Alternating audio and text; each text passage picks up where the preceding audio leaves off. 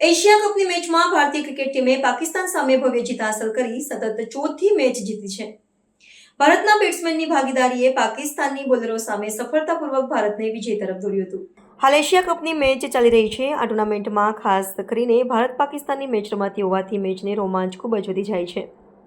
ગઈકાલે દુબઈમાં એશિયા કપની મેચમાં ભારત અને પાકિસ્તાનની ટીમ સામસામે ટકરાઈ હતી, જેમાં ભારતીય ક્રિકેટ ટીમના બેટ્સમેનોએ પાકિસ્તાનના બોલરોને ધૂળ ચંટાવીને રોમાંચક જીત હાંસલ કરી હતી.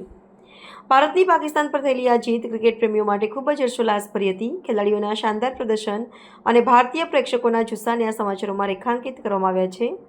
ભારતની જીતનો ઉત્સાહ બનાવવા માટે ક્રિકેટ પ્રેમીઓએ સુરત શહેરના ભાગળ 4 રસ્તા પર એકત્રિત થઈને ઉજવણી કરી હતી.